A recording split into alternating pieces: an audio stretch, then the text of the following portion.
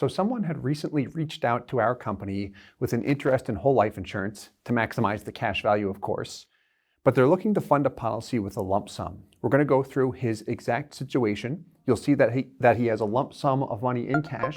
He has an idea in mind as to how he would like to move the funds that he has in cash to a whole life insurance policy. But what was interesting based on the information that he had provided is the scenario he has in mind works quite nicely. But there was an alternative, just meaning if I'm him looking at the numbers that I presently have, what I want to move into a policy, I would do it slightly different, or at least want to see this slightly different option that will give me more money upfront and more money long term. But it is definitely something that's beneficial to see up front, meaning a different funding strategy. So that's what we're going to look at in today's video. So the individual, he had reached out to our company. He let us know that he was ready to start a policy, but wanted a little bit of guidance. But it was obvious he had done his research. So a little bit of information here. He is 56 years old. Company selection. Wasn't sure on the company, but he is funding a policy with a lump sum, so it doesn't matter quite as much. With that said, it is beneficial to see options with multiple carriers, especially in the initial stages when you're looking at different products and different illustrations. So we put together options with Mass Mutual and Guardian. For the funding, we've got a lump sum. The total amount is $300,000, and we're going to look at that going into a policy over 3 years and 6 years.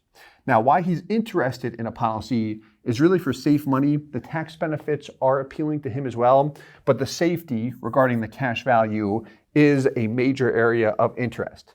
Now, his initial interest was funding the policy over 6 years. So when looking at the funding, here's what we've got. Beginning with option A, this is what he's interested in, funding it for 6 years. He's got a lump sum of $300,000, $325,000 technically. Here's what he wanted to do. So he mentioned this specifically. Day one, when he starts the policy, he wants to fund $25,000. Then annually, every year, he wants to fund $50,000. The first annual funding, the annual payment of $50,000 is in the first year. So the $50K plus the initial $25,000 will both occur in the first year, which is where we come up with $75,000 in year one. And then years 2 through 6, we've got $50,000 per year. Add everything up, comes out to $325,000 total that is paid into a policy. So that's what he's interested in. Whenever someone makes a request saying, here's what I would like to see, I'm a big believer in showing that option, even if it's not the best option. So we are definitely going to look at that. And then option B is condensing the funding. So if I'm in a situation where I've got this money in cash and it's just going to be gradually moved into a policy, what does it look like if I do this? $100K per year for 3 years, but in the first year, start off with that 25 and then gradually move it in. So I get the same 325 into a policy, but over a shorter period of time. Now, when funding a policy with a lump sum, age is critical. Mid-50s, 3 to 4 years will be the sweet spot. Meaning, if I'm going to move $325,000 into a policy in 1 year, 2 years, 3 years, 4 years, 5 years, all the way up to 10, which option is going to result in the best overall cash value performance? Meaning, which one's going to give you the most money? 3 to 4 years will be the answer there. So let's take a look here. We're going to look at illustrations with Mass Mutual and Guardian. What I'll start with is 2 illustrations with the same product, but these different funding scenarios so you can see the differences firsthand. So what we'll look at first is the option he is interested in, which is $50,000 per year for 6 years, with the exception of the first year being a total of $75,000. So let's take a look here. What do we have? First year, $75,000 paid. Where is the money going? If I'm him, that's what I want to know. To know that the policy set up truly in my best interest, not the agent's or anyone else's. There's my premium, as low as we can set it in this particular illustration. Then we've got different riders here. Well, it's all the same rider with PUAs, just money going into scheduled and unscheduled payments. But what do we see for the first year deposit there? $75,000. Okay, so there's the funding. And then how about years 2 through 6? $50,000. Okay. Net cash value. Right out of the gates, $68,000 and change. If you're trying to see when the break-even point is, this column, you highlight it in yellow, helps a lot because this tallies up all of your total payments. So here you go. Year 4, you've paid in how much? $225. And what do you have in cash value? $226 and change. There's your break-even point, which is the first year when the cash value is equal to or greater than your total payments. So that is funding the policy over 6 years. And scroll down a little bit if we'd like. We are going to look at this on Excel, but if we look at year 20, what are you at? 586. 586. Keep that number in mind. 586. And then we'll look at this guy. Similar, well, same product, identical product, but different design. There's my premium. I want to highlight that. I want to circle it. There we go. There's my premium. Here's my death benefit, oddball number, because that gives him a MEC limit. Guess what? $125,000. Because his first payment is what? $125,000. There we go. Total payments. $325,000. Break-even point between years 4 and 5. By year 4, you've got $328,000 in cash value based on the present dividend interest rate. All right. The no payments thereafter. Now, with either one of these options, he can continue to pay. Remember what that cash value, though, was in year 20? Here it's $591. The last one, $586. So we see a difference there in value. Now we're going to look at a side-by-side. We're also going to look at a couple different scenarios with different companies and products, but this was the Guardian L95 with a 5% PUA fee, which gives him more cash value up front. Let us look at a comparison. This is what we just looked at. And this is the 6-year scenario. Here's a Mass Mutual 10-pay policy. First year cash value, $65,000, almost $66,000. Break even, between 5 and 6 years. L95, break even, year 4. 10% PUA fee. Close to year 5, but is technically between years 5 and 6. Those are your break-even points.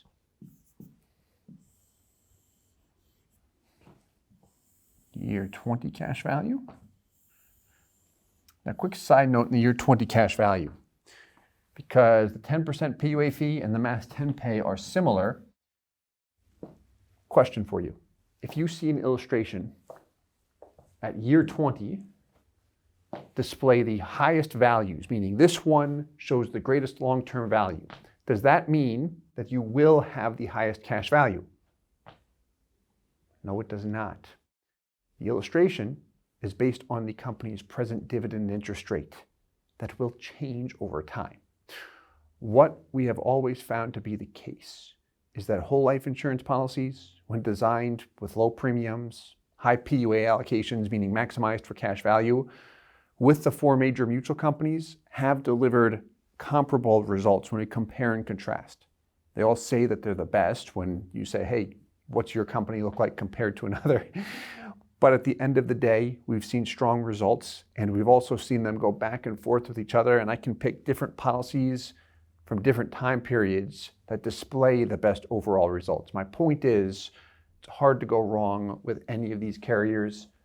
Over a 20-year period, you could see the dividends fluctuate with these 2 carriers, and actual results might be a little bit higher here, or they could still be higher here.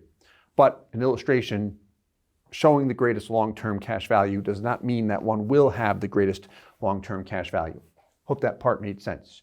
But anyway, this is the comparison of funding a policy over a 6-year time period. How about 3 years, shall we? All right, exact same thing. 10-pay, L95s. What do you notice about the break-evens and the upfront cash value in particular? A little bit stronger, isn't it? Not much, but slightly, because we are getting money in faster. Here, very close to year 5 when you look at that. Just about there, 325 in, 324, 853. So this is great because I can see them side by side. Let's assume, for example, this is always up to the individual, but let's assume you start to narrow down your selection and you're considering either this, 10-pay, the L95 with the 10% PUA fee. So let's look at these side by side, specifically option A, funding it over 6 years, and then option B, funding it over 3 years. Let's begin with Mass. So what we've got here are the 10-pay illustrations. To the left, A, which is what he requested, and then B, the same dollar amount going in, but over an alternate time period, a shorter time frame. So this is interesting with Mass Mutual and how their 10-pay works here. What do we see? Very similar results. The first 3 years will definitely have more with this scenario because we've gotten more money in. By year 3, you've gotten 325 in, versus here, it's not until year 6 that you get the 325 in. Look at this. What's going on here? We see that the 6-pay actually has more cash value years 8 through 14. But I want to highlight something here. When's the peak? Meaning the point in time that the cash value is highest with the 6-year funding scenario compared to the 3-year funding scenario. I've got it underlined there. I'll highlight it in yellow. It's year 10. What's going on here? Let's pull up the illustration actually. This will make things a bit easier.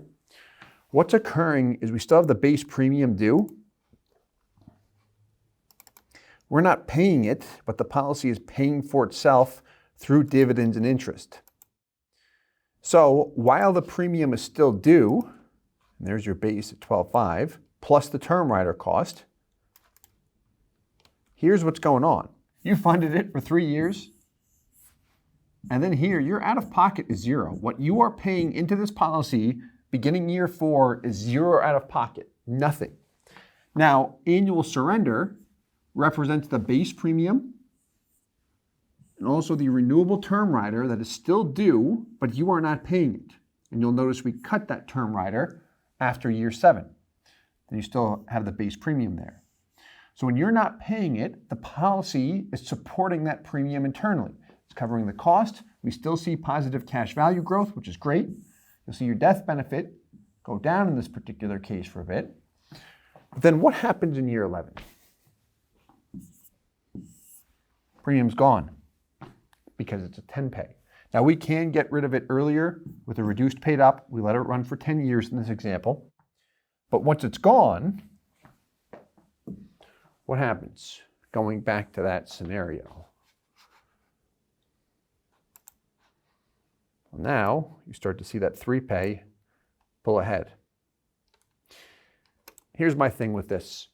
It doesn't really matter either option. The 6-pay will have stronger guaranteed values. I haven't looked at them, but just looking at that, it will have stronger guaranteed values than the 3-pay. What might, or I should say, what individuals typically decide here on is, okay, do I like this stronger cash value up front, being able to access a cash value through the policy, or do I look at this and say, you know what, I don't really like that, plus what I plan on doing with my money, the $50K per year is much more realistic. So that's the option I'm most comfortable with. That's with Mass. Let's look at Guardian. Here we go. And this is the 10% PUA fee. What do you see here? greater cash value for the first 3 years because you got money in faster. By year 6, the out-of-pocket is identical. You've paid in a total of $325 in both options. Now look what happens through year 7. This is when it's closest, meaning funding it over 3 years has only $36.85 more than over 6 years.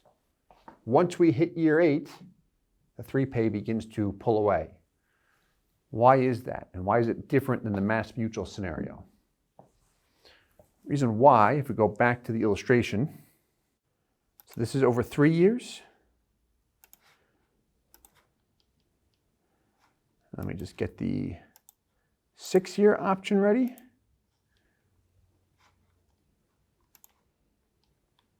Here's the 3-pay. It's a similar case to what we just looked at with Mass. You paid for 3 years, then 0. Here's your base premium still due. Cut off the top, I can scroll back up, but what we exercised here was a reduced paid up in year 8. Just got rid of the term, dropped the death benefit as a result. There's your paid up death benefit. But once we do that, because the policy does not have to support that premium anymore, we see the policy that has the most money pull ahead. Compared to the 6-pay scenario, it only has to support the premium for 1 year and it's half the amount.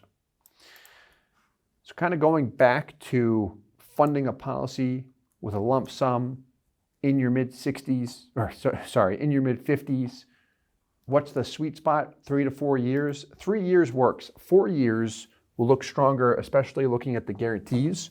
But it's a nice alternative to look at, especially if he's interested in getting money into the policy faster. In any event, I hope you enjoyed this video. This is a great case study for someone interested in a lump sum. This was extremely helpful for us, him giving us information on really what he was interested in.